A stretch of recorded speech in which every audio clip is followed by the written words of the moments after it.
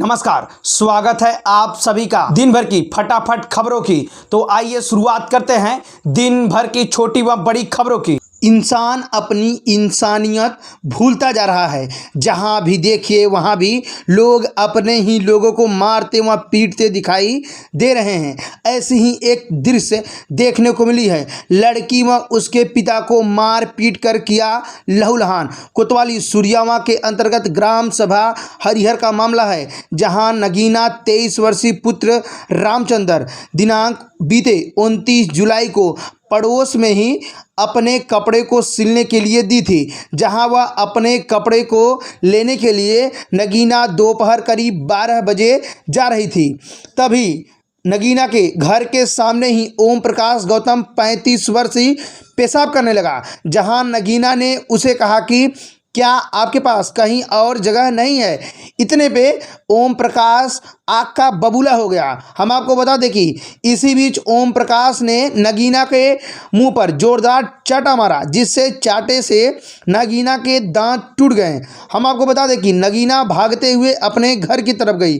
तभी रास्ते में ही पंडा पुत्र अमरनाथ 40 वर्षीय, गुंडा पुत्र अमरनाथ 40 वर्षीय, दीपक पुत्र रामधार 20 वर्षीय, प्रकाश रामधार 23 वर्षीय, ओम प्रकाश मोतीलाल 40 वर्षीय के लोगों ने मां बहन की भद्दी भद्दी गालियां देते हुए जो कि उनके घर पर चढ़ गए। बता दें कि घर पर मारपीट के नाम पर चढ़ते ही तुरंत घर के टीवी व इलेक्ट्रॉनिक उपकरण तोड़ के पूर्ण रूप से क्षतिग्रस्त कर दिया। जैसे ही नगीना देवी ने डायल 112 नंबर पुलिस को सूचना दी, मौके पर पहुंची पुलिस ने दोनों पक्षों को कोतवाली सुरियामा आने के लिए कहा।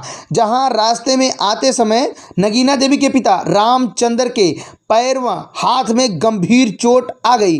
बता दें कि रास्ते में ही दोनों पक्ष भिड़ गए।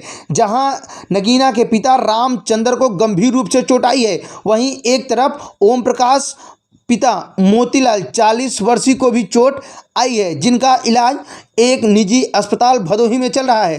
रास्ते में नगीना देवी के ऊपर एक बार फिर जोरदार प्रहार किया गया, जहां नगीना देवी के गले से लॉकेट छीन लिया गया। नगीना देवी के भाई नीलेश को 18 वर्षीय पुलिस ने कोतवाली सुरियामा में बैठा लिया।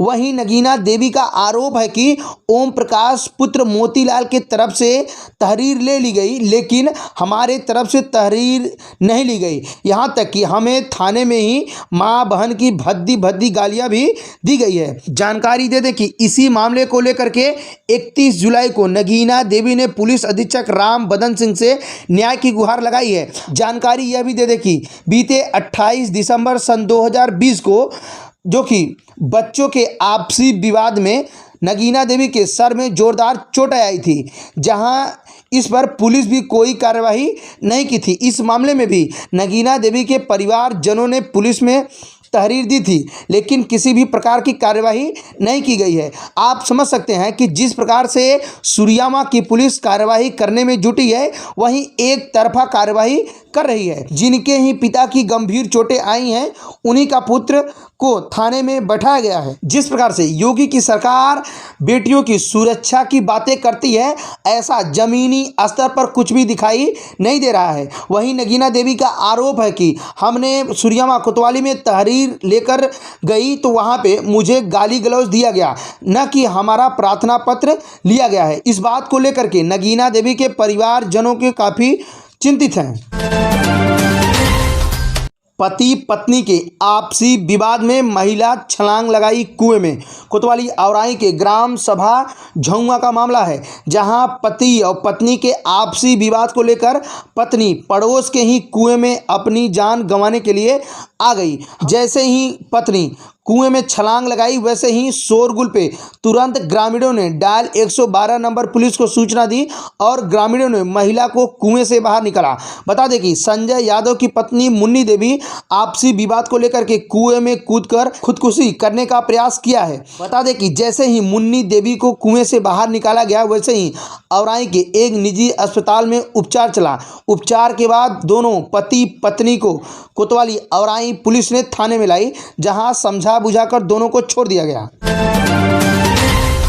पुलिस अधीक्षक राम बदन सिंह ने एक बार फिर अपने विभागों में फेरबदल किया है। जानकारी दे दें कि आशीष कुमार सिंह पुलिस चौकी असनाव की कमान संभाल रहे थे, अब उन्हें चौकी सीतामढ़ी की कमान संभालना पड़ेगा।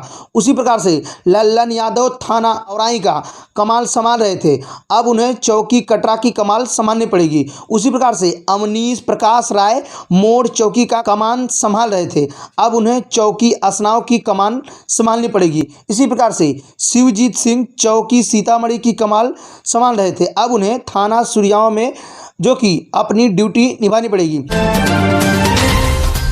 वैदिक एग्रीकल्चर प्रोड्यूसर कंपनी लिमिटेड द्वारा लेमन ग्रास का पौधे की बुआई कराई गई है। बता दें कि कोतवाली गोपीगंज के अंतर्गत लालानगर प्रोड्यूसर कंपनी लिमिटेड है, जहां पर डायरेक्टर गुलाबधर त्रिपाठी के द्वारा भदोही के कई गांवों के कई एकड़ में लेमन ग्रास के पौधे की बुआई कराई गई है। किसानों में गणेश रामपुर के देवेंद्र कुमार तिवारी व अशोक सिंह कठौता के खेतों में लेमन ग्रास की नर्सरी खेतों की बुआई कराई गई है, जिसमें लेमन ग्रास की फसल तैयार होने के बाद प्रोड्यूसर कंपनी लिमिटेड खरीदेगी। इसी फसल से तेल निकालकर बेचे गए मुनाफे को कंपनी लेमन ग्रास खरीदेगी। बता दें कि लेमन ग्रास फसल तैयार होने के बाद प्रोड्यूसर कंपनी लिमिटेड खरीदारी करेगी, जिसका तेल निकाल करके अंतर्राष्ट्रीय बाजार में बेचा जाएगा। मिले मुनाफे से किसानों को दिया जाएगा, जिससे किसान और भी प्रोत्साहित होंगे। पेड़ की कटाई को लेकर ग्रामीणों के कई घरों के बिजली हुए ध्वस्त, काटे गए केबल। कोतवाली ज्ञानपुर के अंतर्गत ग्राम सभा बलिभद्रपुर का मामला है, जहां गांव के ही व्यक्ति लाल बहादुर गौतम उनके साथी के द्वारा सड़क के किनारे लगे शीशम के पेड़ को कई डालियां काट दी गई है। डालियों को काटने से जो कि कई केबल भी ध्वस्त हो गए हैं। इसी शीशम ब्रिज से सटते हुए कई घरों के केबल गए थे, जहां इसी केबल से लोगों के घर बिजली चलते थे। बता दें कि घर से लगभग 50 मीटर दूर बिजली का खंभा है, उसी खंभे से कई लोगों के घरों में केबल के माध्यम से बिजली जाती है। उसी ब्रिज की डाल काटने से लगभग 5 घरों के केबल काट दिए गए हैं। काटे गए केबल से अब लोगों के घर में बिजली नहीं पहुंच पा रही है, जिससे लोगों को काफ़ी मुसीबतों का सामना करना पड़ रहा है। वहीं लोगों का आरोप है कि लाल बहादुर गौतम ज्ञानपुर थाने में चौकीदार है और गांव के ही ग्रामीणों को पुलिस का भय दिखाता रहता है। ग्रामीणों ने यह भी बताया कि कई हरे भरे वृक्षों को लाल बहादुर गौतम के द्वारा काटा गया है, लेकिन पुलिस इस पर कड़ी कार्यवाही नहीं कर रही है।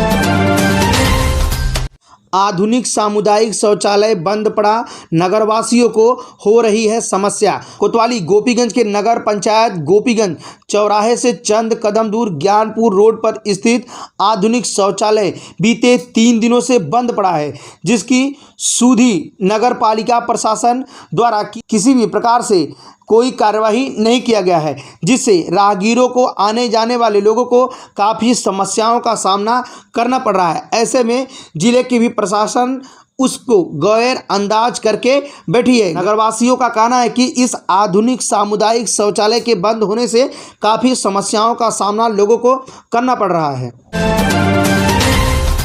शांति कुंज हरिद्वार से पहुंचे संत शिरोमणि जोन प्रसेन सिंह कोतवाली गोपीगंज के नगर पंचायत में निवासी कॉलोनी स्थित गायत्री परिवार ट्रस्ट के मुख्य प्रबंधक संत राधेश्याम उपाध्याय के आवास पर गायत्री परिवार शांति कुंज हरिद्वार से पहुंचे हैं। बता दें कि संत शिरोमणि जोन प्रभारी प्रसेन सिंह का स्वागत माल्यार्पण कराकर किया गया है।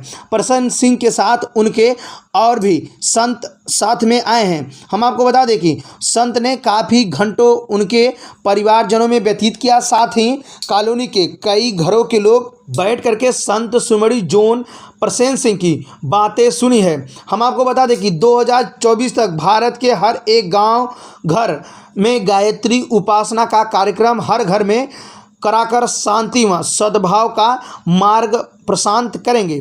बता दें कि उपाध्याय के आवास पर काफ़ी भारी संख्या में लोग मौजूद रहे।